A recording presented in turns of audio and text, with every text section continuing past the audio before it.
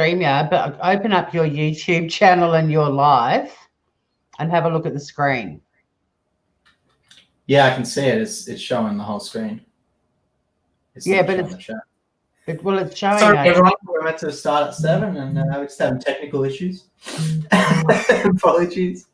This is so weird, Finn, because now I can see Claire commenting on. I'm watching YouTube, your channel, and I'm watching your live, and I can see Claire Bear chatting now in StreamYard, but it isn't showing up on YouTube yet. I don't know what you've done. It's like we're. I have no fucking idea either.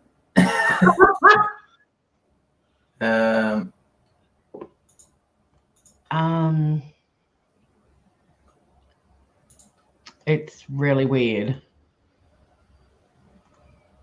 Hey, Claire Bear. I don't know. I've never seen this before. Me either.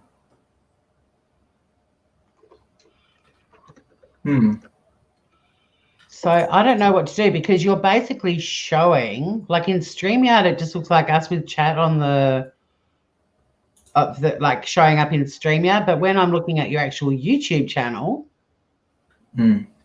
it's now buffering on YouTube.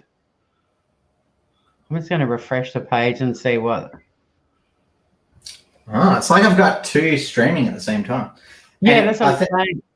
I think it's working now.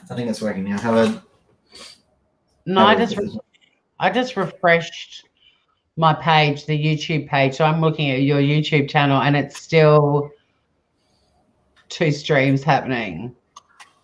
Are you able to see? Yeah, it's a different link, I think. I think I had something else going. I know what that was. All right.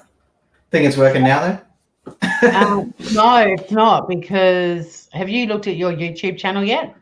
Yeah, it's up. It's up fine now. Oh, this is we got 2 people watching at the moment. All right. Well, the one I was watching is just okay. Oh, yeah. Seshu's here too. Hey, mate, how you doing? So weird. That was so weird. Maybe it was the dodgy link or something. But anyway, we're good now. Now we don't have all the background stuff. Yeah, that's good. It's your first one, Finn. So yeah, I don't know how to I've seen that before. I didn't even know how to fix that. Yeah, I just closed it down and opened it up again. It seemed to work. Right. We'll stick with that. All right, technology. Right. So, how are you doing?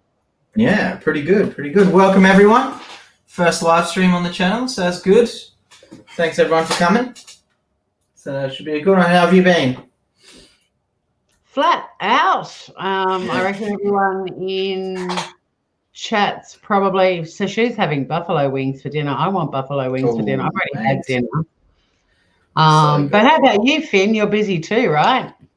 Yeah, haven't stopped. All day today was just non-stop as well. I was trying to email all of the 88 regional members to try and get some sort of answers from them, opinions from them.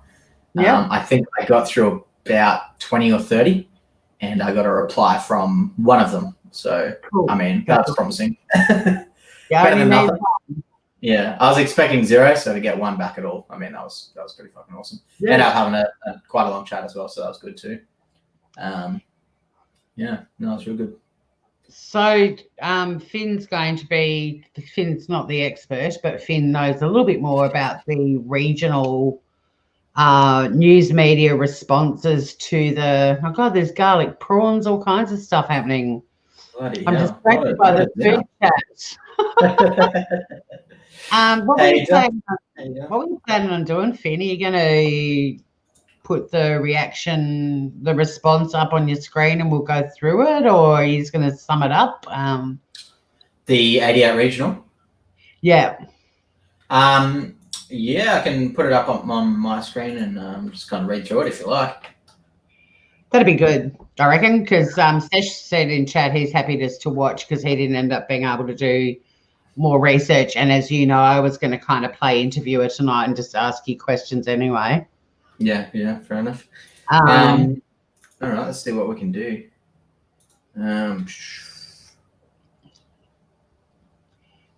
Good to see all the groovers strolling in. Guys, don't forget to subscribe to Finn's channel. Yeah, guys, that'd be awesome. Hit the thumbs up. Like and subscribe, everyone. Mm-hmm. I'm just trying to make everyone moderators if I can. I think it's also working. discovered today a few more channels that are talking about this, but there's Yeah, not really. Not really. It's you'd honestly think it'd be more than what it is. I've just been trying to find people that are, having an honest chat about it. I don't understand how there's no one that wants to talk about it. It's such a strange concept to me that no one would want to kind of go through it and talk about it. Yeah. Yeah, it's interesting because it's been a confusing, I think, on the face of it. Realistically, most people on YouTube just had the fear of God put in them with that warning sign. And I think by chatting with you about it, especially and we're just being able to nut bits and pieces out of it and try to look at it critically from both sides, it makes a lot more sense. But I don't know whether people just freaked out or they just didn't understand it and they don't want to look into it. You and I both did a lot of initial reading at the start, a lot of, all the stuff that was on the ACCC website's pretty intense and long. And I don't know if people can even, I don't know. I'm kind of bewildered too. Yeah, you look at that stuff, or at least I do, and I see it, and it immediately deters me from getting involved in it. But like as soon as I see how long those pages are, I'm out. I don't want to read that stuff.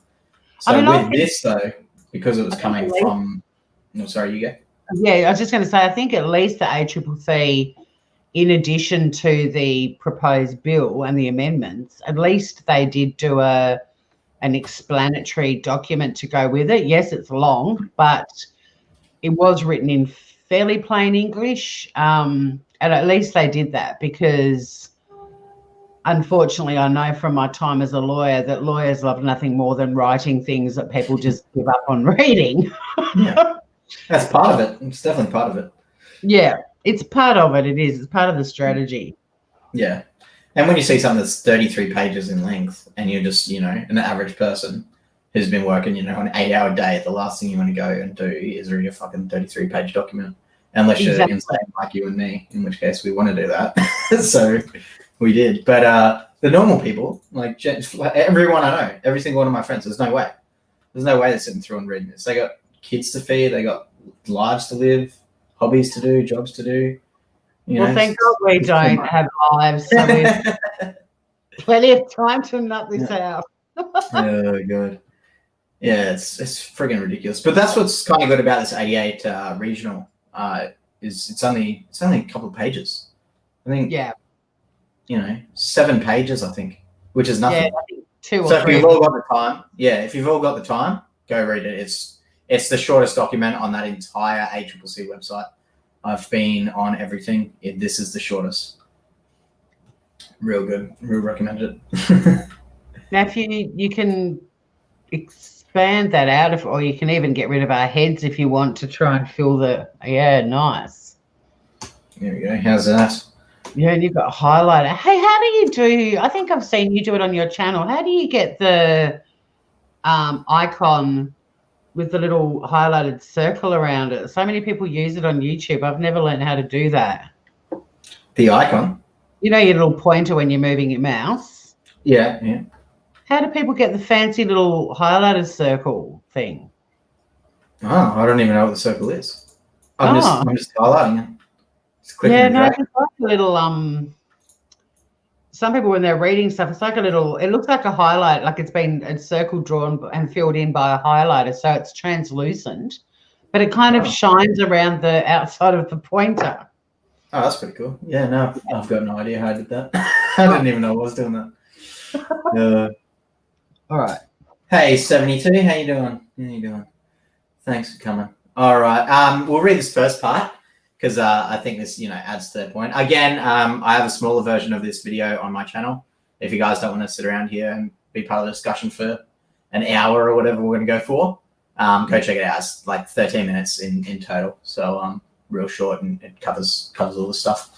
But I'll start off. Here we go. So within the class of providers of this public good, which is what it's talking about here as news.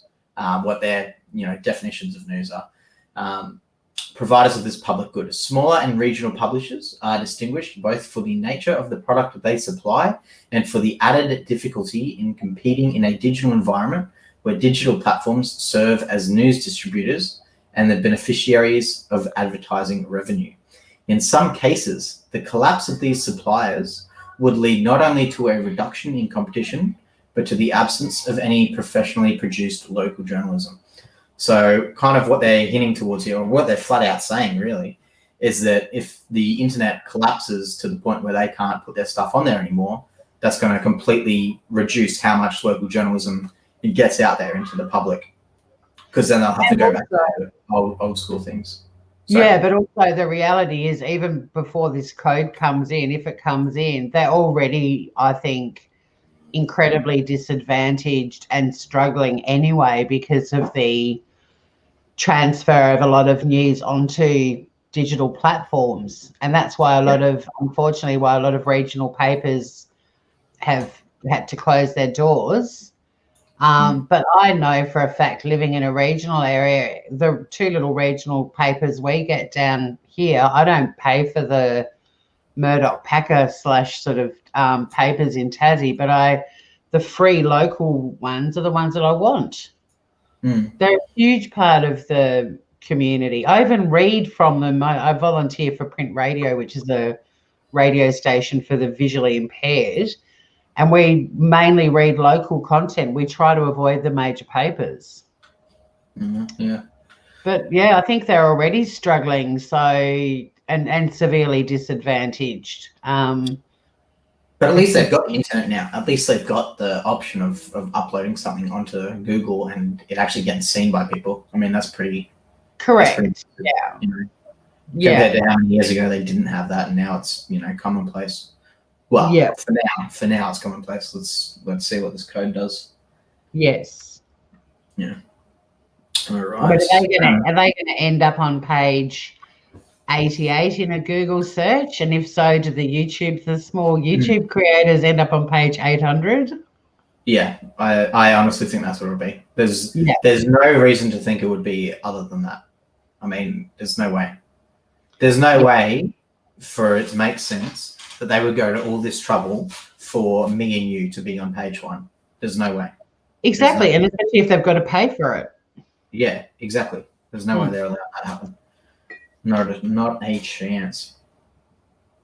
I think this is another good part as well. I should have taken notes. Again, this is in my 10-minute video, so if you guys want to go watch that, it's got it all laid out. I didn't really take notes for this one because I thought it was going to be a question. We'll just be talking on the fly, but I'll read this out and then we'll go through that kind of stuff.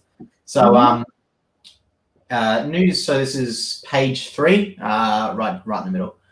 News content is any type of information relevant to a geographic area in Australia, where a clear investment in human capital is made to source, record, verify, or provide detailed synthesis of what information or commentary in an original way in the interests of a public, common, or shared social good.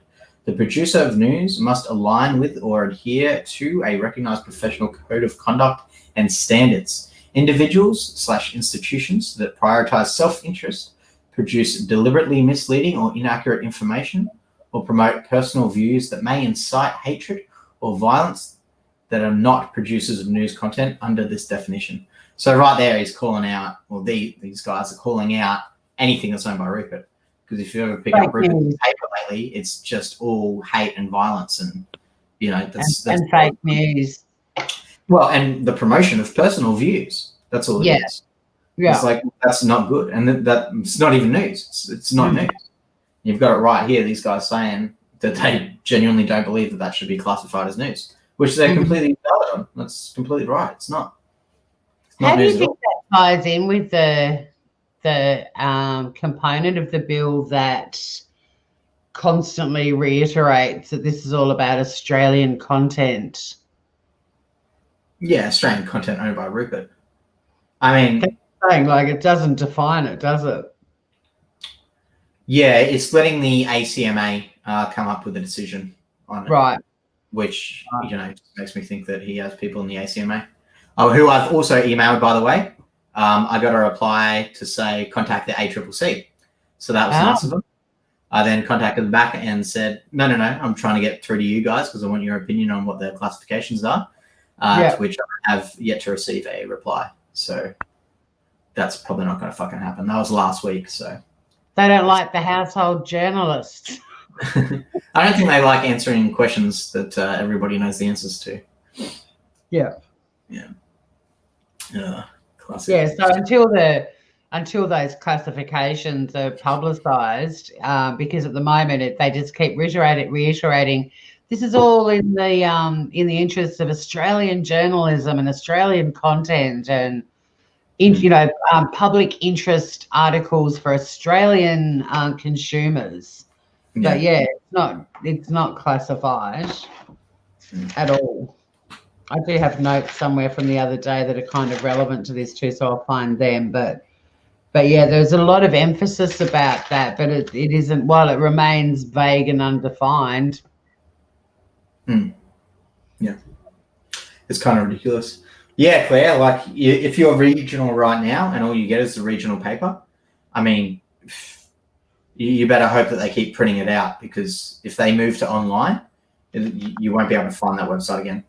Unless you got it saved, which I doubt that you do, because I don't have any of mine saved.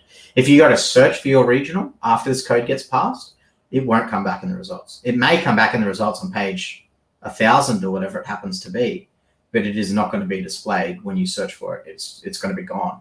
We've all got to start using bookmarks more. Bookmarks and favoriting everything. Yeah.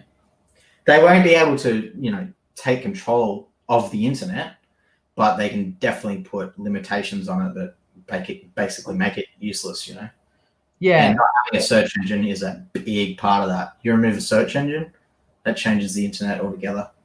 But the other thing is the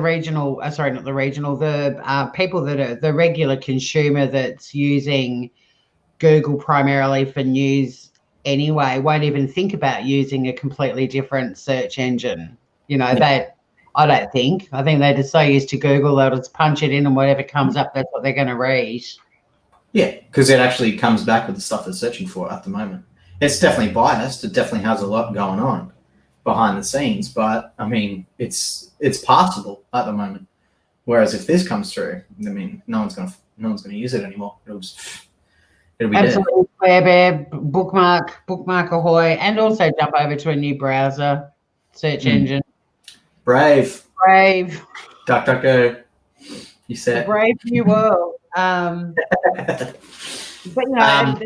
that's the thing. I going way back to the start of this, which you and I have talked about a lot, Finn, is why more people aren't talking about it. I actually think a lot of people aren't talking about it because at the end of the day, they're mainstream media or legacy media consumers, and they don't see it's not going to impact them. Potentially, because what were those statistics, like for Facebook, 39% of people go to Facebook for news, which would suggest there's potentially 50-60% of Australians, well, not 60, but 40 or 50% that are going to Google for their news or going to 9.com.au. And if they're not going direct to that website, they're getting it when they go to Google anyway. Yeah, exactly. I reckon it'll be a pretty tiny percentage that are going to regional news and non-high traffic websites for their news. Yeah, exactly right. I mean, what do you think would be a reason that the organisations wouldn't be talking about this at the moment? Well, I mean, we can go the extreme conspiracy theory that they've all got, back to that daisy chain theory I postulated, that they've all got I'm not going to be revolting with daisy chain, but they've all got their fingers in it. They've all got their fingers in the same pie, I think. I think that Kevin Rudd video was very interesting and revealing. And also, I mean, the sort of Liberal Party connections to the ACCC.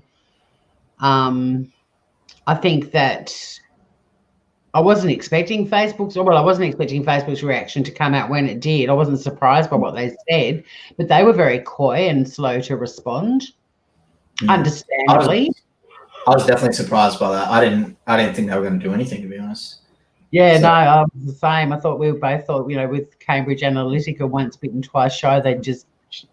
But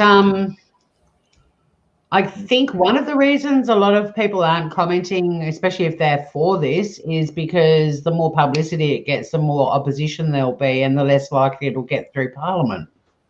Yeah. What's your feeling on it?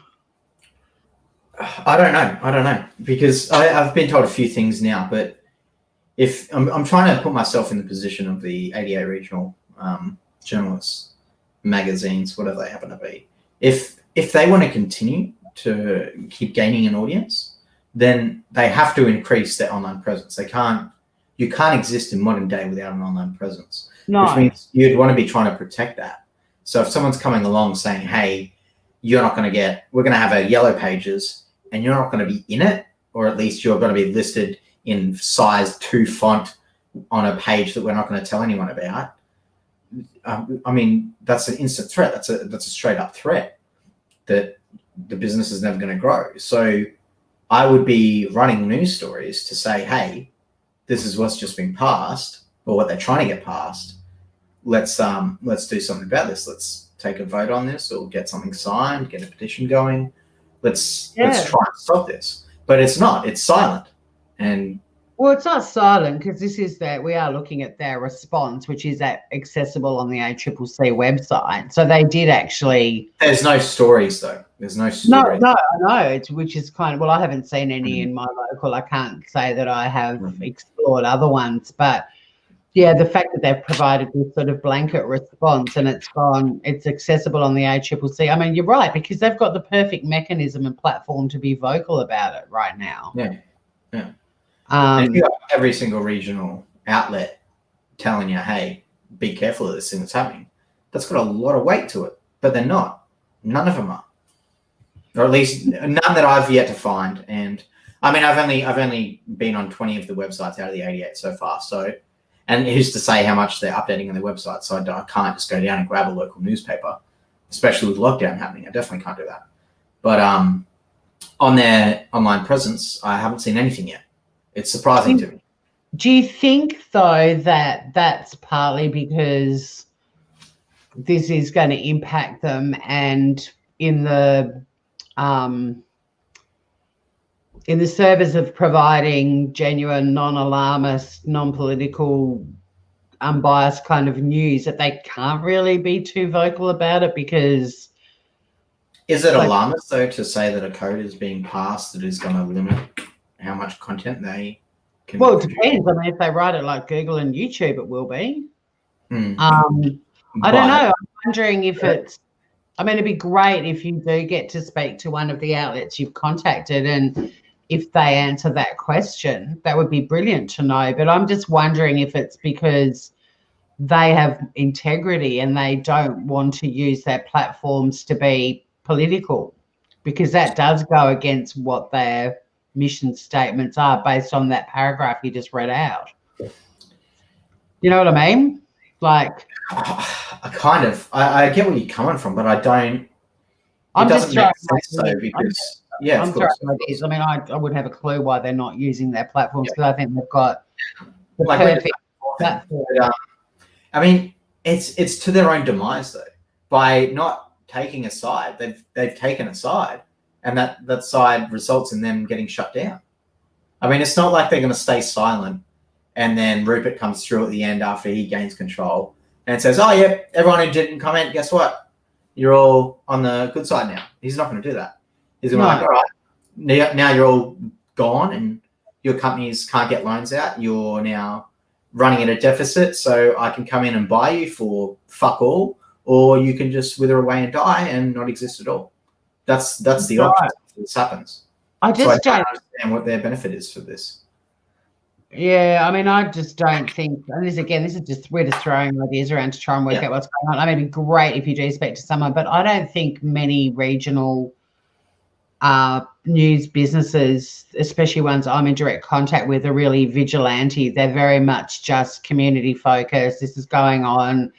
We're opening the new local community pool soon. Like, you don't see a lot of, in the ones that I'm aware of. Do they not think that this is the community day? This is going to affect everybody, like every single person. But I'm wondering if they're as sort of as, I don't know, it'd be really good if you could speak, if you do get to speak to them, because I don't know, I'm just throwing ideas out about why. Yeah, it does definitely affect the community, but I'm thinking of my local papers, the most sort of political or the most likely to sort of scrutinise local or state government is usually the update from the mayor. You know, that the rest of the content's very focused on things that are actually happening in the community. So, it'd be great if you get some gutsy, ballsy little regional news business with an editor who's happy to take that stance, or whether they feel their collective response is their voice and they don't need to add to it further, and it's gone directly to the people that are discussing this bill in the first place. I don't know. It's kind of like the YouTube thing, like, who knows? I guess, yeah. It's a lot of faith in people that we don't know who are making the decision on this, though. It's way too much. It sort of flies in the face of what democracy is about, really. Like, this is precisely when people should be speaking up and challenging things. This is the exact kind of thing that should be discussed. Exactly. This is one of the main reasons the newspapers exist, is for when shit like this happens, they can report on it. And look at what happened in Spain. They tried to pass the same fucking thing in Spain. And then look at what happened. Google said, all right, well, none of your fucking news on our platform then. And they just cut it away. Now try and get news from Spain. You can't fucking do it unless you're physically there and able to buy the paper, which I'm guessing the majority of people aren't. It's like you go log on and it's like, oh, you can't access anything because it's no longer on the internet. So unless you got those pages saved, which I honestly don't think people are going around saving websites, at least not that many. Maybe 1 out of every 1,000, maybe, but probably. Unless you got it saved. If it wasn't for COVID-19, we wouldn't have heard anything about Spain this year. So, the only reason that's come out is because it's been sort of reported at an international level and has included all the countries that have been affected. But it's interesting. It's interesting, Finn. But we're questioning things and we want to get answers. So maybe we do have to become little domestic investigative journalists and start, hooning around and see if we can get some commentary and find out why. But I'm trying to kind of think of why they're not doing anything else and whether they do think at the moment that response is enough. Let's keep going with it. I'm keen to see is there any kind of fuck yous in it? I mean, at the very end, they propose something which is, their solution, or at least something that would aid in, keeping the definition of the news. Yeah. But that's not till right at the end. Which is the next page. We're almost there. I'll read out this little bit. I'm not rushing you. I was just curious. You're like, there's a surprise inside the. It'd be good if there was just a straight up fuck you, but I don't think there is in this one.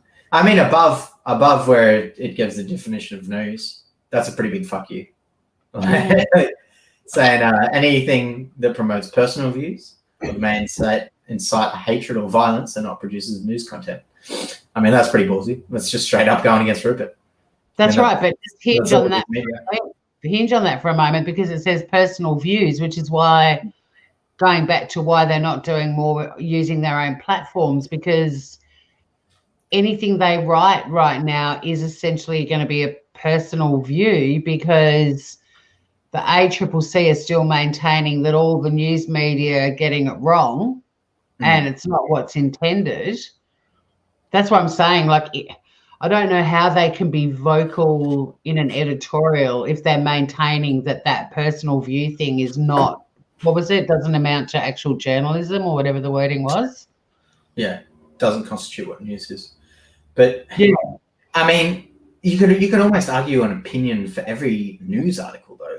So I don't know if that could be like every news article, as much as you try, is going to have bias in it at the end of the day, because the journalist who's wrote it has got life experience. They've lived their entire life, and they've been put in situations which has helped define them to become who they are, and that's what they carry throughout their life. So you can't have a journalist ever exist that isn't going to have a bias. It's built into part of being human, unless you got some 100-year-old monk who's been studying his entire life to get rid of his ego, which in that case maybe, but that person's not a journalist. So well, I was interviewed today by Legacy Media about Biscuit's mural, and if there's any negative bias in that article, I'm going to sue them. There'll be a bias. Fairly represented. Imagine if the writer was just a dog person. They're actually trying to get the mural taken down. Luckily she was young, and she's totally like, how cool is it, man? It's street art. And I'm like, yeah, no, man, really cool. It's literally cool. Hopefully she doesn't see this. No insult, lady. Whatever your name is. Yeah, she had a young person's name too. I was like, when you're old, when journalists have names like Shaniqua and Ladasha and Nevaeh. Oh, God. The old journalist named Karen. It's a cool name. But I read an article today, just a bit of trivia, nothing to do with what we're discussing, but the Aussie girl that is the voice of Siri, her name is Karen.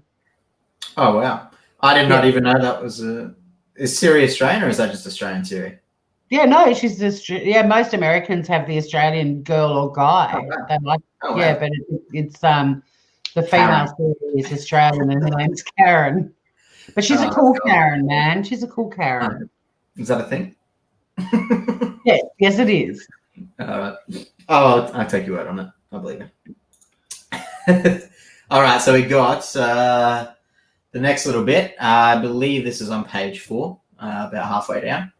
So we've got here plural. Oh my God, I messed this word up on my channel as well, and I don't know what it is. I know what the word is. It's not a hard one. I'm just an idiot. Plurality matters because it makes an important contribution to a well-functioning democratic society. Media plurality is not a goal in itself, but a means to an end. Plurality in media contributes to a well-functioning democratic society through informed citizens who are able to access and consume a wide range of viewpoints across a variety of platforms and media owners, and preventing too much influence over the political process being exercised by any one media owner. So I mean, it's basically hinting, or at least my interpretation of it is, it's hinting towards Rupert getting in and just completely taking over, which he's already done. Like, he's already achieved this. He already owns the majority of the media. But I think these guys are aware, because they are the other journalists in our country, that they know already what kind of reach Rupert has, or legacy media has. And yet the ACCC's sort of blanket explanation for this is that that is precisely why this code is coming in, because Rupert's already got a stranglehold on it. I just want to say #plurality matters. Sure. It does. But it's so strange. It really, good work, Claire Bear. I totally lost my train of thought there. I was going to say something. That's the joy of going live. It's fun, isn't it? And people don't get it till you actually. I think everyone should go live once or be on a panel once just to see what it's like. But it's definitely easier being on a panel than it is being the host. When you're the host, it's too much to keep going. You got to keep so much going on, and I can't even imagine how some of these creators can handle it when they've got like 10,000 people chatting in their lives. It's fucking insane. Yeah, this is definitely it's good fun though. Good fun. I don't understand. I think I remember what it is now. I don't understand the ACCC's point here, because everyone is aware. No one in this country that I've met, okay, which I feel like I've met a decent percentage of this population, I feel like what's happening with the ACCC is that everyone already knows that Rupert owns everything. Like it might as well be fact. Like everyone thinks that already. Everyone knows it because it is the truth. So when these guys come along that are working for the government and they're working for us or the masses, and they say, "Oh, we think it's unfair," and then they put forward a solution which is based off, too much monopoly, too much control, and getting rid of that. But then what they have as their thing they're putting forward, their option that they're putting forward, is saying, hey, that massive conglomerate, that massive monopoly that exists already, we'll just take its side and we'll use that to take down the bigger monopoly, which is Google. It's like you're not getting rid of the monopoly though. You're just making that shitty monopoly even stronger. And I don't understand the ACCC's point on that, because they should understand. Everyone that works for it should already know how much control Rupert already has over the media. Anyone who doesn't think that Rupert owns the media, I would love to meet that person. I'm yet to meet them, but I'd love to meet them and ask them if they think there is a monopoly or not, because there's no way you could find someone in this country who thinks that he doesn't already have the monopoly. So then to go give him this, which is giving him control of the internet, or at least the internet search results, which might as fucking well be the internet, it makes no sense, because you're not destroying the monopoly. You're making the monopoly even stronger. See, this is where, okay, I'm going to play devil's avo now. This is where I keep reminding myself that this code at the moment, as it stands, yes, there is a provision to add other platforms down the track, but at the moment, as it stands, this code of conduct only applies to Google and to Facebook, Google/YouTube, Facebook, which means that a regional publisher at the moment, in terms of wanting Australian content, they don't have to go into a little bidding war and a negotiation to have that content. They don't have to pay for it. And this is, totally me being devil's avocado, but what it does on the face of it, what the ACCC is trying to, I guess, establish is that by making these large tech giants pay for the content and negotiate for the content, then they're the only ones that have to actually hand over any money. And by virtue of the code, it's sort of trying to look at, on the face of it, that it's not disadvantaging them, but it's making smaller publishers or news businesses have an opportunity and access to more Australian content. And that's why how is it proposing that though? Well, it's because it's saying that the big guns have to start paying. They don't get free access like they've had up until now, and which, like we were talking. I fully get that, but there's no way. I'm not arguing against you, by the way. I'm just putting this. Oh no, this isn't my viewpoint. Like, my brain is spinning trying to put a sentence together that sounds compelling, because I'm just saying that's what they're trying to sort of show this code is meant to be doing is. Already at the moment, Murdoch has got an imbalance of power, and this code is supposed to be breaking it down and making it a more level playing field. And the only component of the code that suggests that it's going to be a level playing field is that Google and Facebook are the only people that are going to be sort of regulated by this code at the moment. But what it says in there, to go on the point the devil's avocado that you were saying before, is that if they have to give money over and pay for their site to be at the top, then that's not aiding the little guys who can't afford to pay, which means the little guys are always going to be at the bottom, which in no way benefits the little guy. But that takes me on to the next point, that the reality of a negotiation, because at the moment, this is the thing, this is the part of it that is so unknown, because it's not actually being applied at the moment, so nobody knows how it's going to work. But in the discussion we had the other day about Facebook and their response, there was the commentary that from that independent media lawyer that part of it is ridiculous, like the sort of grab the bat and ball and go home, because in many instances Facebook won't be paying much money at all or even anything. Like a lot of the content's going to still be free. But again, how do we know this till it's actually, and this is why I reckon people aren't commenting on it a lot, Finn, because it's a big fat grey area. And yeah, I mean, I can't, if I had to debate this on behalf of the ACCC, I'd probably give up and walk out of the debate halfway through it, because to try to argue in their defence and talk about this level playing field, like you, I honestly believe in my heart that it's not a level playing field at all. If there's a journalist out there, believes that it is, though. That's what I don't understand. Like, pardon? I don't think there is anyone who does think that it is a level playing field, though. I think those people. It's not now, is it? It's not now, is it? I mean,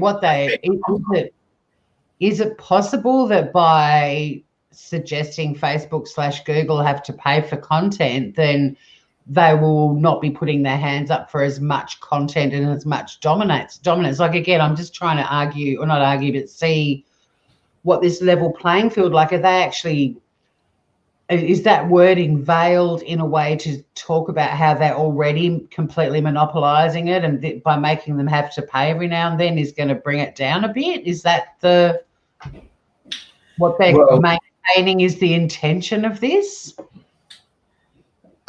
If they pass through those things on their own, I think that argument has some validity to it. But because they've lumped it all together and put in what they actually want, all of the things in there, including the data, including access to the algorithms, then we know that what they're trying to do is gain control of the results so that they can always be number 1, 2, 3, 4, 5, 6, whatever, all the way down. They are building this empire now to always be in the top results, which means it's those people, the lower end people, are never going to get paid. So even though they're saying, oh, it'll be good because they get paid, there's nowhere in that code that says how those little people, those little companies, those little journalists are going to end up at number 1 search result. There's nothing in there that hints towards how it's going to happen at all, anywhere. The only thing in there that's sort of making out that it's all touchy-feely and we're looking out for the little guys is that the little guys can all unite together as one entity to go into the fray together. That's the only kind of thing I noticed that stood out as a bit of a we'll throw these guys a bone and make it look like we're going to give them a chance to have a say as well. But it pretty much, I mean, the fact that they even mention that all the little regional papers have the capacity to band together. Like if it was a level playing field, the little regional newspaper should have exactly the same opportunity as 9.com.au, for argument's sake. Yeah. But the fact that the code actually talks about how they can all combine forces, it's still not a level playing field, even if this bloody bill goes through. No way. Of course. Why would you include a clause that says, oh, if you're feeling small and insignificant and powerless, join up with the others and you might have a voice? That's how it read to me. Yeah, there's no way. There's nothing in that entire code that anywhere says how it's going to benefit the little guy. It doesn't say it in there. No, except for the explanatory notes rhetoric that talks about level playing fields and regional. It doesn't mention how it's going to happen. It doesn't mention how they're going to. And again, that's why I think it's a hard one, because it's a cart before the horse sort of scenario. It's almost like the bill has to come in for us to see how it's implemented, for us to be able to comment on whether it's good or bad. See, I mean, I'm leaning to it's really bad. Don't get me wrong. I definitely don't think it's one of those, you don't know what something's. If you haven't eaten something before and you make you cook it, and for the first time, you're not going to actually know. Like, the proof is in the pudding, right? Yeah, exactly.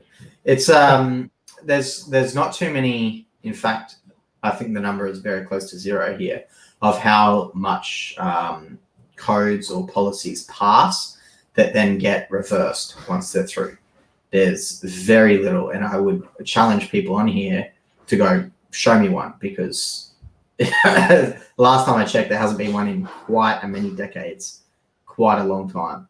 Where a code no, I mean, so like all legislation, there is provisions to amend it, and I mean, I reckon this is going to take a very long time for it to be argued in Parliament. I don't think this is going to be tabled and passed in a 24-hour period. I think there's going to be a fair bit of nutting out, which makes me think, are the regional papers at the moment, rather than using their own platforms to print stories about it, are they petitioning their local members and getting them up to speed on it for when it goes before Parliament? I would like to hope so. I don't think maybe that's where their lobbying is happening at the moment. Yeah, it's possible. It's definitely possible. So, we've got to get these editors on your panel to discuss it and educate us on it. Yeah, I would love them to tell me how it's going to benefit them. I'd love to hear that. Maybe there's something in here that I'm missing. It's 33 pages. I'm sure I fucking missed something. But I'd love to have a regional person on here and explain to me how this code is going to benefit them. I'd love that. Do I think it exists? Do I think that person exists? Fuck no. Fuck no. There's not a chance on earth. It doesn't. Of course it doesn't. But I would love to. If there's anyone out there watching, or if you know anyone that's involved in local journalism, anyone else watching, please forward this to them. Please let them know. I want to talk to them. I'm not going to throw them under the bus. I've got genuine questions I want to ask. I'll be very my questioning. I'll lay everything out for them. Okay, they can tell me how much of a moron I am and how much of an idiot I am. But at this stage, I don't think that I am. I think that I'm right currently. Please bring them on here. Please tell them I'm willing to have a chat and willing to be made look like a friggin' idiot. I'm fine with that. But I just want to know what this plan is. To which, I mean, you've seen my videos now. You've seen my opinion. I'm very sure that this is only going to benefit Rupert and his little cronies. Yeah, and I think Kevin Rudd's video was very good in just explaining all of the inner connections and network and why, you know, his commentary on it was so interesting, and it was the first angle that I'd seen pitched by anyone. It was surprisingly interesting, I thought. With the 88 regional papers that are, or the news businesses that are on this particular response, what is the total number of regional news businesses in Australia? Do we know that? I've not Googled that. I wouldn't have any idea. Yeah, it's just interesting. I wonder what that 88 represents, like what percentage of regional news businesses. I mean, I know a lot of the regional ones have been bought up by the big guys anyway. So, yeah, are these like the last remaining 88 independent news businesses in regional areas? Yeah. Because I think that's relevant too. 100%, yeah, of course. I'm on Wikipedia at the moment. There's quite a few. It doesn't list a number, but it's got all of them. And this is just newspapers as well, so there could be more. Yeah. Well, there's quite a few purely online publications now too, aren't there? Yeah, exactly. I don't know where to go to find the answer for that. I'm sure there's somewhere, some government entity that's tracking it, but yeah, it'd be on the. Well, it could probably be broken down from having a look at all of the regulated news businesses in Australia, I guess. Yeah. Just on your comment, Claire, I haven't seen much evidence of that though. What do you? Can you elaborate on that, please? But from reading everything in here and reading the code, I struggle to see how in any way it is going to benefit anyone who isn't part of legacy media. All I see in that code is 100% things to make legacy media more powerful. Yeah. And to be honest, I think Facebook's reaction and response was pretty much specifically about legacy media too. I don't think they were even contemplating regional media businesses or the ABC or SBS in their response. I think it was specifically responding to legacy media. That's my feeling. I mean, it was a fuck you to the Australian government, let's be honest. I don't even know if it was an attack on the government. It was an attack on the ACCC. Well, sorry, the ACCC. Yeah. If Google comes out and says fuck Australia, then then let's take it personal. But if they're coming out and saying fuck Richard cronies, it's like, fuck Richard cronies. That's what I mean. ACCC, here's me avocadoing. ACCC, federal government, kind of bedmates anyway at the moment, really. Read the impact on this and local members being vocal about it. Yeah, I mean, is there any local members being vocal about it? I've tried searching. No, I didn't mean when I was talking about lobbying. I reckon they're lobbying their members of parliament so that when this goes before parliament, their MPs will be versed up and worded up on what to say when it's debated in the House. That was my point. Not that local pollies wouldn't go live on a news outlet or anything talking about it. But I think one of the reasons why we may not be seeing editorials or opinion pieces in regional papers about it is because I would suspect there's a fair bit of behind the scenes lobbying of their local members going on so that when it goes before federal parliament, they have a voice in the House, in the debate. Yeah. That was my point. Yeah. Gotcha. All right, let's read the last part, then we'll go to some maybe question time or something. Yeah, when I say local members, I mean they're representatives in federal parliament, but the ones that are in their electorates. Yeah. Not the government up the road. Seems like things are being swept under the carpet, avocado. That's what I meant towards. Yeah. I mean, it's not so much even swept under the carpet. It's just, let's not mention about that thing in the corner. We'll just don't mention the war. Yeah. Don't even acknowledge it's all out there. They're being transparent, but everyone's just a bit. Yeah. All right. I love how the mainstream media. So I've got to keep getting this off my chest. I love how we'll go back to here we go. I love how the main thing that Sky News and anything that's associated with Rupert in any way is pushing the same thing. It's like, oh, Google doesn't want to pay us millions of dollars every year. That's the only angle they're going off. And it's like, well, of course they wouldn't want to pay you. Did you think that they would? Who in your institution thinks that Google should pay you for them hosting your content? It's the dumbest shit ever. But it's every article that legacy media has posted is, oh, Google doesn't want to pay money. It's like, first of all, they don't really give a shit about the money. In fact, they barely fucking mention it in their response. All the stuff they mention is the data worries, the privacy worries, the algorithm worries, the worries that other medias won't be able to compete. It'll just be a kerfuffle. They mention the money bit very minimally compared to everything else that they talk about. They don't give a fuck about the money.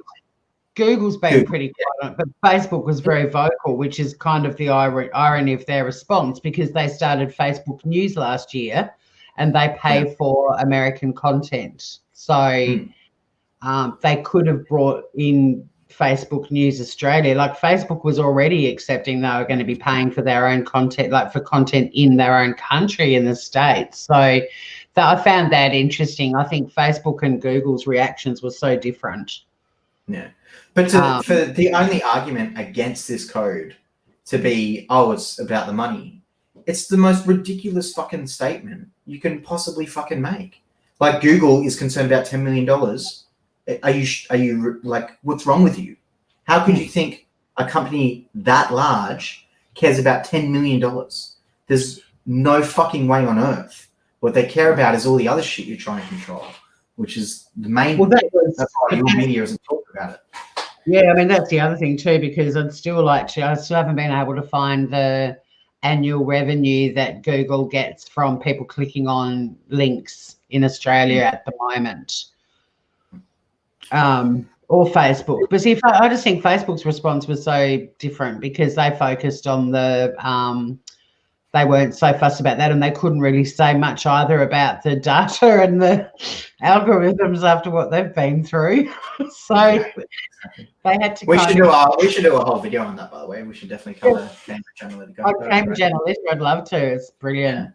I remember when that was all happening, I was the only one talking about it, and I think 2 of my friends jumped on talking about it. I'm like, got like 30 odd friends, 2 of them are talking about it. It's like, what the fuck is this? I know. Come on, guys. You understand what's happening? Still to this day, though, if you're out in I mean, not that we've all been out in social gatherings or anything for a long time, but if I'm in a conversation with people and they start talking about privacy on Facebook and all that sort of stuff, I'm always like, come on, guys, Cambridge Analytica, and there's just these blank faces in the room. I'm like, why isn't anyone interested in this? You're all using Facebook and you haven't educated yourself on that. And I find it, I mean, it's unbelievable to know how much they skewed the election in the States and also Brexit. Like, it was almost a stroke of genius what they did. And I find it really juicy and interesting, but it's bizarre that you bring it up at dinner parties or whatever and everyone's just like, huh? What are you on about? I'm like, yeah, if you're going to be using Facebook, you might want to watch it. No, it's not. I'm not scaring people. I don't give a flying fuck what happens with my data. I've said that before, but I'm also in the second half of my life. I've only got to put up with it for another couple of decades. But yeah, it's interesting how many people. So I'm glad that we've connected on that because I think it is one of the most incredibly interesting that has happened in the last decade that affects this generation of people that use social media every day. Yeah, just unaware of how important the clicks are that they've got, and there's an AI program on the other end now. And the greatest bit of genius of all was that they targeted the people that the states in America, especially with Trump, that were unsure. They're the ones that they blasted all the propaganda onto to force them to make a decision about how they were going to vote. I mean, it was really pretty clever. It was pretty clever. And scarily so. Yeah, it reminds me of stuff they used to do back in the day when they were getting ready for war and stuff. Same kind of tactics. 1984. It's 1984, and what I loved about it though is the documentary on it. The guy who's I can't remember his name, who's so well educated, can read and understand percentages and decimal points and data and everything like I can read English. Like he's just absolutely so intelligent, and right at the end of it he's like, and now that you've reached the end of this documentary you're probably all thinking this won't happen to me, and he's like, you sure about that? It's brilliant. Anyway, sorry, already happened. Yeah, we definitely too. If you get, let's take me for example. You get me and you put me in a room with the smartest person on planet Earth. And who's gonna control that room? The smartest person on Earth is going to control that room. You put me in a room with 1,000 of those people, the 1,000 smartest. Who's going to control that room? The 1,000 smartest. Every time. There is no way my intelligence, no matter how high it is anything compared to the 1,000 smartest people. It's the 1,000 smartest people on Earth getting paid, working 10-hour plus days, getting paid ridiculous amounts of money to get you more addicted to an app. And it's like, in no situation do you win that battle. Ever. There's no way in a game of brains that an average person is going to beat the smartest people on Earth. And people don't realize that the smartest people on Earth are working for Facebook. They're working for these companies to get you to keep clicking on this content. Yeah. And so that's why it's so ridiculous. That's why you keep going back to it. Because it's literally the smartest people on our planet that have probably ever existed working out how to make you, an individual, keep using this app. It's like, I don't care who you are. My sister, far beyond my intelligence. Far beyond. When I'm in the room with her, I feel like a fucking moron. But when I talk to her about this, I'm like, I put you in the room, there's no way you win. There's no way you win that battle. They will own you every time. So then, because she's just bought her, I don't know, way off topic now, but she's just bought her 10-year-old son an iPhone, brand new iPhone, with all of that, with no restriction. Well, I'm sure she's got restrictions now, but when she first got it, there's no restrictions on it. He could just go do anything. I was like, do you understand that there is a war game being played on that device, and that there are the literal smartest people on the earth trying to get everyone as addicted as possible to that thing? And she first of all, she called me a conspiracy theorist, but then after, she's smart enough. So after a while, she was like, wait a minute, you got a valid point. These are the smartest people on earth working on this thing. So of course it's going to be addictive. Of course they're going to outsmart 99% of the population, because they are smart. They literally are smarter. They don't get the job if they're the same intelligence as the rest of us. That's not how it works. Correct. So, I mean, I say you don't think about it. Bring back the old day of before smartphones, and all that you had to worry about on your phone was if you got addicted to Snake or not. Yeah. Just, I fucking love Snake. It was the greatest. But yeah, it's like you don't realize it when you hop on that phone. It's not your phone; it's the smartest people in the Earth's phone and they're manipulating with it. Yeah, you got no idea. Well, I just love all the people that I don't give a shit whether people have got the COVID app. What's it called? COVID Safe, whatever it's called. I'm not ever downloading that. But what's it called? COVID Safe. But all the people that I knew that were being really vocal about it on Facebook were being really vocal about it by using their mobile phones to post something on Facebook out. And I was like, yeah, if you go missing tomorrow, the first thing I'm going to do is announce your mobile phone last pinged. Like, if you're going to be opposed to apps and stuff, that's fine. But can you not realize that even the fact that you're posting on Facebook your opposition to that app is double standards in itself? Yeah, makes no sense at all. All right, move on. Let's move on. All right. Fish eating game. I don't remember the fish eating game. Yeah, I don't remember that either. No, snakes and Tetris. That's all I remember. That was the greatest. Yeah. All right, so this is the last page before it starts listing the 88 regional. So in this one, it's the membership of an external standards scheme. Great idea. Let's premise this first of all. Brilliant fucking idea.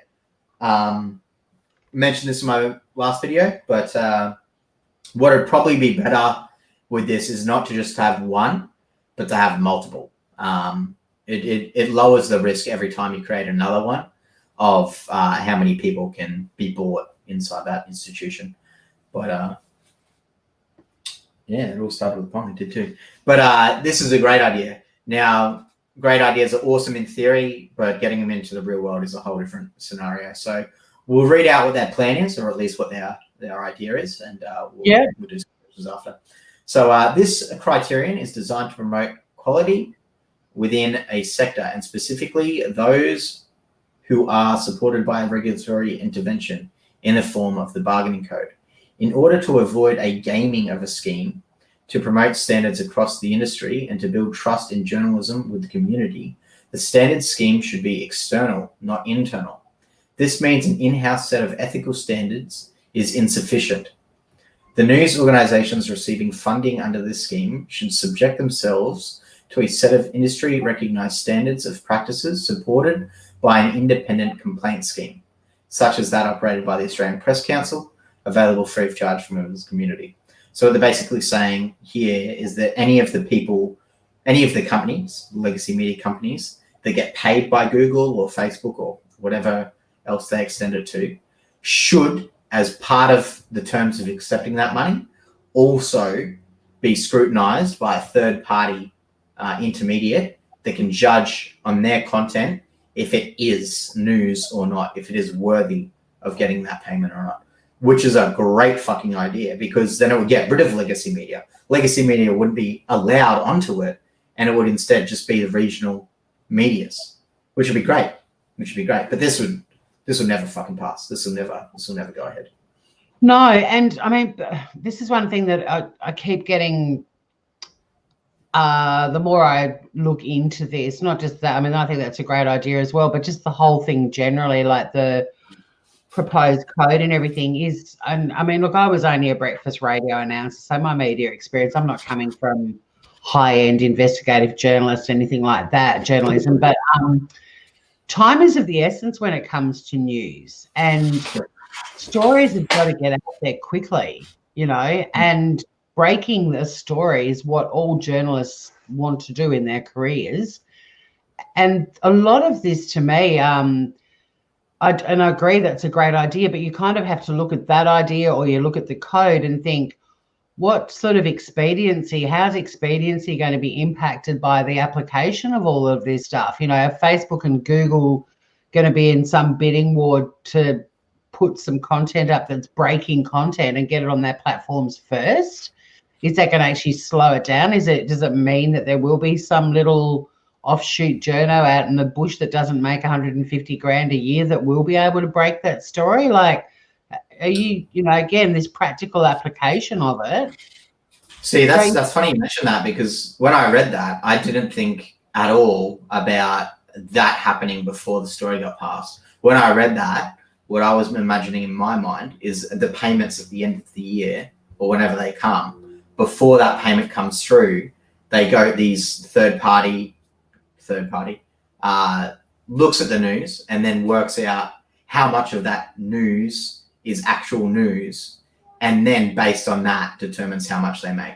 So not standing in front of them before every story, but at the end going back on it, revising it, seeing how much of it was news, and then getting rewarded based on that. Yeah, I don't think stepping in front of journalism would work at all. But that could be valid for that idea that they're proposing, but with the code and the negotiations and the bidding, all of that to me reads in the draft bill that all happens before the news is published, not after. Or do you read it as being retrospective? In my mind, it would have been retrospective, but there's nothing in there that says what it is before or after. It doesn't in the say. code. Yeah. Yeah. In the code. Yeah. So again, I mean, I think a lot of these things that we raise, one of the reasons why people aren't discussing it is because it's just so many fucking questions, right? I mean, we started talking about this generally and just looking at. Sorry, I'm just laughing at Sesh's comment, not what you just said, sir. No, you'd laugh away. But you know, we just didn't want you to feel like I was laughing at you. That's not what I was doing. A lot of love. But yeah, I just think, you know, we started talking about it as a whole topic, but the reality is, you know, we're now pigeonholing each live to a specific topic because there's just so much to look at. And I think that might be another reason why people aren't commenting, because you can't, even the first time I went live, which was like, what the hell is this warning thing all about? And I think you probably did the same thing. Like, even when I was live and discussing it, I could feel my brain starting to expand, going, there's so much to talk about, and how are you going to do this justice? And you don't really know what you're talking about yet. You've got to study all of this. You're going to have to speak to other people. Like, it's a big thing to take on. But I'm really speaking to other people is very fucking hard to do as well, because if you find someone who's willing to talk about this, majority of the time they don't want to go on record to talk about it. You know, no, it's fucking difficult. Which is understandable too, and I like picture that. I mean, I'm gonna see if I can find someone that writes for a regional paper who may, or used to, who might have an opinion on this that can weigh in a bit, give us a bit of the practical realities of what really would be happening behind the scenes right now. Yeah. Well, I've got 60 contacts left to get through to. Finn, you're doing a great job, mate. I'm hoping that I'll get one. If I get one out of that I'm happy, you know. Well, that's like me when I do stand up. If I make one person laugh in my set, I think I've done a good job. That's all it takes, you know. Did you want to see if there's any questions? Because I've got a bit of live scam baiting to do tonight too. Oh, very nice. I did have a question for you concerning something you mentioned on the last chat that we did about your friend in the ABC who commented about the data issues, saying that there wasn't anything in the code that says that they're going to have access to all of our data. I've reread the code now. It definitely does. There's at least 3 or 4 pages where it mentions that they want all user data. It mentions it very specifically. So yeah, I'd love to. the point was, though, it wasn't that they don't want data. It was that they won't access individual people's data, like yours and mine specifically. It'll be a cumulative figure. It's not going to be what I've watched, read, done in my home that day. They're not. The comment I made the other day wasn't about not wanting data. There was a bit of a misconception happening on a couple of channels that were talking about it, that it meant our own individual personal data, and they can't get that. They can get statistics. It says all data there. It says all user data is the word for word what it says. All user data. Yeah, and that's why I questioned it with him. And it wasn't the dude from the ABC, it was my friend who's a media lawyer. But what he was saying is that the privacy legislation in Australia our personal information, name, address, date of birth, phone number, all of that sort of stuff is not included in that. They can't do that. They can't get my full name. Google isn't an Australian company. It's an American company. Yeah, but I mean, I guess Google's got the information from. Well, no, but it's not about. I don't know about that. Because when I was reading about the NSA, one of the things that they do is because it's illegal to take from your own citizens. What they do is they set up Google in different locations across the world, and they would physically put the servers in the different locations. And then if they ever wanted to access the information, they would move the person's data from the American service where it is, the physical server room, and they would move it to the overseas location. Then they would have access to it, which they already had access to it, but then they'd legally have access to it, and then they would move it back. And then in that transition to another country, it's now under another country's law. So, but this is about the data being given to the ACCC, and that's correct. Happening. So if we've given it, we're not giving it straight to the ACCC. We're giving it to Google, which is overseas. Yeah, and then they give it straight back.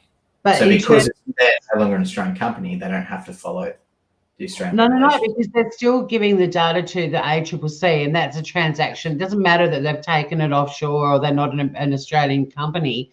The point is that data is for the hang on a sec. It's for the ACCC, which is within Australia, and our privacy legislation. Even if the ACCC was offered all of that information from Google, they can't do anything with it.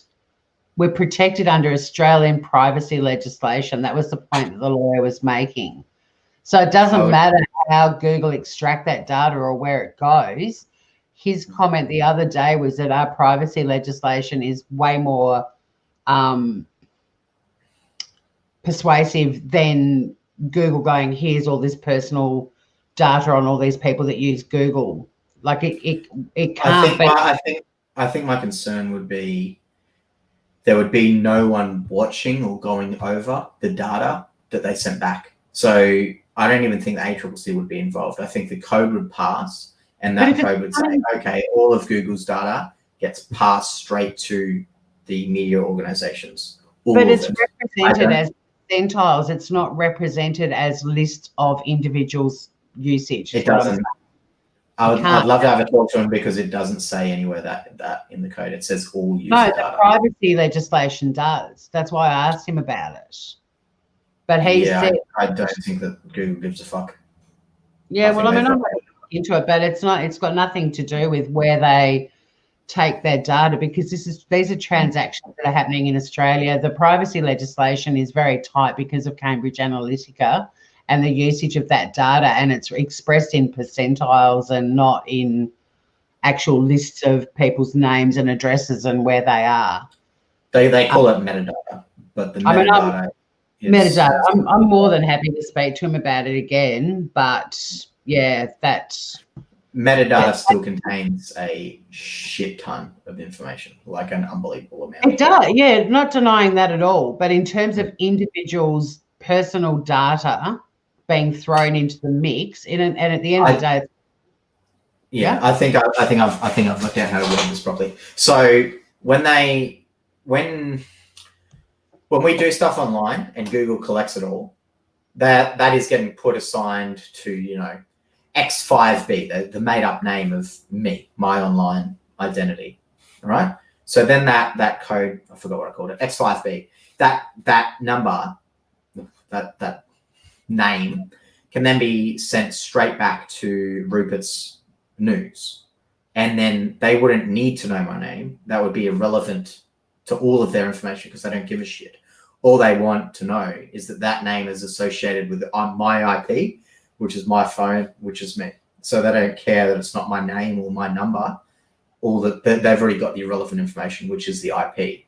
So them having all the data already is all they need because they don't care if it's associated to me. They care it's associated to that device, and that device might as well be me. Yeah, but that's my point. But I think you've misunderstood the point of what I asked my mate about, because that's the point, is that you are given that code and they've got that data and they don't give a flying fuck about you individually, who you are and what you eat for breakfast. And that's what I was saying, that data isn't getting to the ACCC through this. Because it's already been. I don't think any data is going to go to the ACCC. I think the ACCC is going to pass the code or whatever you want to call it, and they're just going to be out of it. And then it will just be straight from Google to legacy media. It won't go to the ACCC and then back to legacy media. Yeah, okay. But even the data going between Google and legacy media, it's still metadata. It's not individual addresses and so on. Like you said, you're allocated a code and you end up in a percentage in that data. It's not your personal, where you live, your date of birth, or your date of birth might be in there. Well, I guess geographical demographics, but it's not you. You wouldn't be able to look at your name, but it might as well be as much. And that was the point I was making the other day. That's precisely what I was talking about. So I don't think we're on the opposite. Yeah, I think we're confused with the words that we use, and at least I think I'm not communicating properly, because I think what I'm trying to say is that it doesn't matter that it's not my personal name, because the phone code, whatever the code is that they assign to the phone, it might as well be me. It may as well have my name. Just because they're not calling it my name means nothing to me. It's still my data. And if they have that, then they might as well have access to me. But who's going to be going through all the data and scrutinizing these millions of individuals? Yeah, an algorithm. But again, we end up being in this collective blob. But what I was talking about the other day, like, I know exactly what you're saying, that even though it's not your name connected to it, it is directly connected to all of your devices and so on. My comment the other day was about people's concern that their actual personal information is going to be constantly handed over to legacy media in this data. That's what I'm saying, mate. That will happen. That's what I think. Sorry, I don't know where we're getting lost here. We might save this for next time, because no, I don't know. Yeah. It's way more simplistic. The point is, yes, you can determine all of that by looking at the code that you're given. People's concerns is that it's our actual physical name. They're not thinking about Google putting a code on it and passing it to legacy media. They're thinking about a photocopy of their driver's license being handed over. It's that simple. That's what I'm trying to explain to you, that the lawyer was trying to get the point across, is that it isn't. I know that you're saying you can be identified by that code, but the general public out there, they're not thinking in that technical framework. They're thinking in terms of, they're going to get copies of my driver's license. Do you see what I'm saying? You need to pare it back and be way more simplistic. Yes. I think that the general. Sorry, you go. Well, yeah, I'm just, because you're not saying the point I'm trying to make. And I don't think the general public all know about these codes that get passed on or metadata, whatever it is, and you can still gradually trace it back to that person. They're not thinking in that way. It's like it's probably before your time, but there was a card that was proposed years ago called the Australia card that we were all going to carry, and it was just an identification card. But it had the potential to store data, personal data about everyone in Australia, and it got opposed. It never happened. Well, until now. So the general public now is still thinking it's like the Australia card, but it's going to have their name on it. But you're thinking way too technical. I think a lot of people out there, they see their data as being their personal information, not I think a code that can lead people to that personal information. Yeah, I think what I'm trying to say then, I'll put it a different way. When I talk to my friends about companies having access to them, to their data, because it's the same thing, that their concerns is that they being Google or the company X, will have the profile of my friend, of everything they do online. So that company now knows what my friend likes, how often they go to places, how often they talk to people. That information is my friend. That's all of the things that they interact in with the world is who they are. But we found a way to store it as data. So I think when I talk to my friends about this, and their concern is that they don't want their personalities being sent to News Corp. They're barely okay with it being sent to Google, but they have to accept that because, I don't think you do.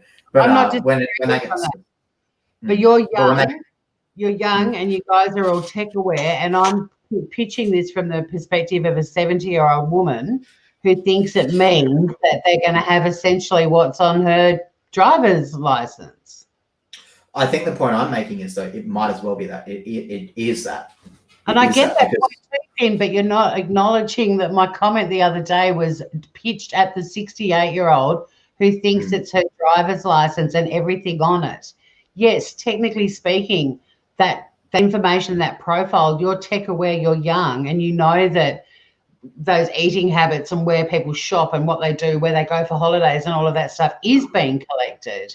But that's not how the Murdoch media, mainstream media consumers are seeing it. And the point about the data the other day that I made was about people's personal, off their driver's license information is not being handed over. Yeah, it is discreetly going to get passed over in the guise of the code that you're talking about.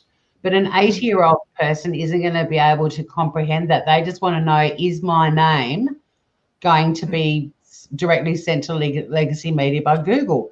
And the fact is, Google and Facebook already have all of this shit about us anyway. Yeah. Correct. Yeah. Like I said before, like I've accepted that Google and Facebook have that data on me. I will die before I let legacy media get that fucking data. There's no way on earth I want them to legally have that. How do we know they're not ready? Right now, we know that they don't legally have it. Whether they have it or not is a different story.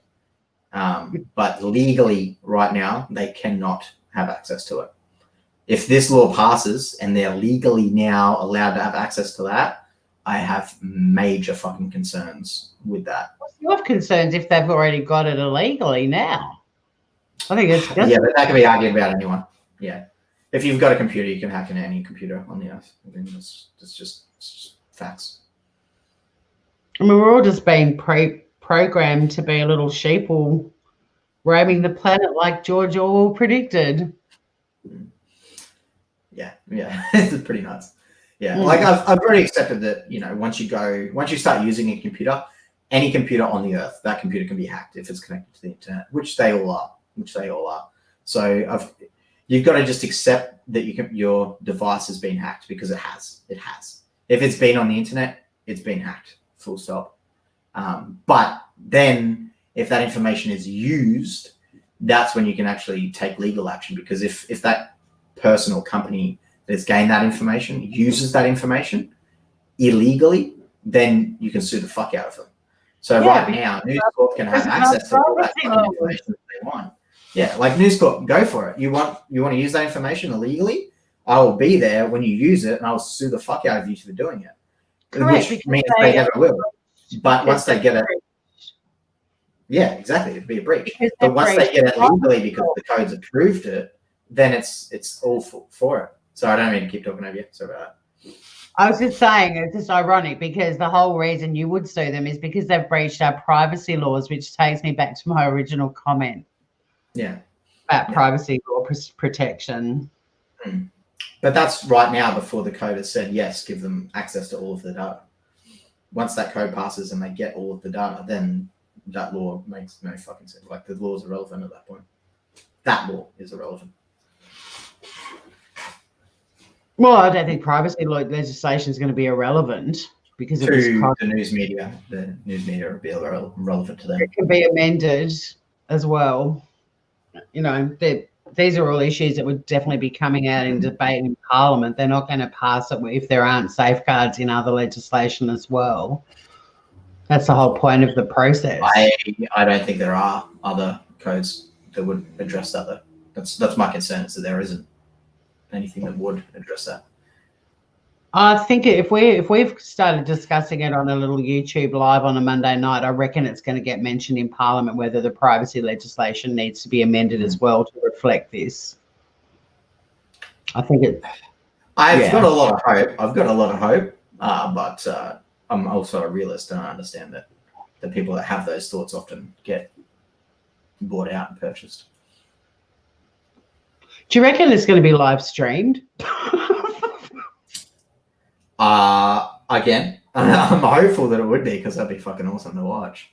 Boring as fuck, but it'd still be awesome. Yeah, I think there'd be sections of the bill that everyone, because some of it is actually just bringing it into the modern era. It's not everything in it is directly relating to the code of conduct. There are some amendments that are just way overdue by about a decade. I mean, if it was good if they announced when it was going in Parliament, we could actually figure out, a way to get down there and film it. Well, it's been tabled. I don't know where I had a chronology floating around the other day, and I've moved that booklet now. But I'm sure it had the date that it's being tabled. Anyway, that'd be awesome to know. Yeah. I'd love to go to that if it would be possible. I don't know if crossing the border is allowed at the moment, though. Oh, you'd actually make the trip down to Canberra? I would go and see it if I knew the date that it was on, and if we could get work off. Let me just say, I'd 100% live film that. Live stream it. I don't know. I don't know how the audio would go. The audio would probably be shit. Let me. It's a historical event, though, if it takes place, if they pass it. Yeah, it's got a historical event if they don't pass it too, though. It's got a blank. I don't know when the federal parliament's sitting, but it's got a blank where the date is for the Parliament of the Commonwealth of Australia. It hasn't got an actual, but the exposure draft, but it hasn't actually got the date yet. Yeah, classic. Yeah. It's a bugger. I don't probably put it like 5 minutes beforehand. Oh no! Oh yeah. By the way, it's today, guys. It will definitely have to be given a fair bit of notice. This one, it's big. The House of Reps would have it published. I don't know. I haven't got anyone in Parliament anymore. Douglas says he'll come to Canberra. Oh, this is so funny, the argument. You should jump up next time, Douglas. Join in. Yeah. What's your opinions, mate? I mean, but we weren't actually disagreeing. I think I wasn't saying the right words. I totally I agree as well. Yeah, it was more of, I guess, the literal interpretation as opposed to the current modern world of technology interpretation. I'm also not very good at English, so when I'm trying to portray my ideas, they don't always come across exactly how I'm just argue next time in Vietnamese. I'm cool with that. I can understand. I was thinking Kazakhstani or something. That'd be cool. But yeah. Hey, a bit of trivia too. My dad turned the first sod for the site of Parliament House in Canberra, the new one. Well, we still call it the new one, because I grew up running around the halls of the old one. But yeah, Dad was the minister for the ACT when they turned the soil to start construction. Oh wow! Bit of trivia.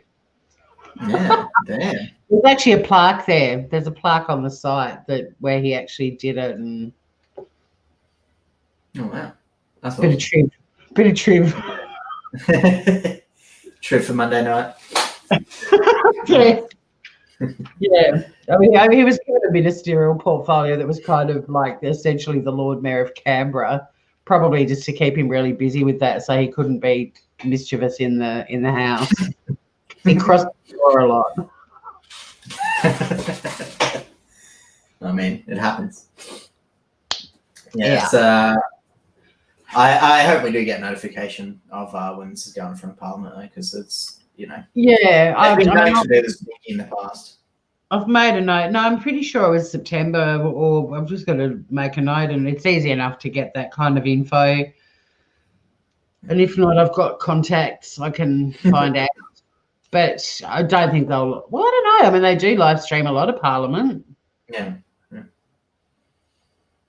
Be an interesting time. I'll see if I can find out the date that it's going to be tabled. Yeah.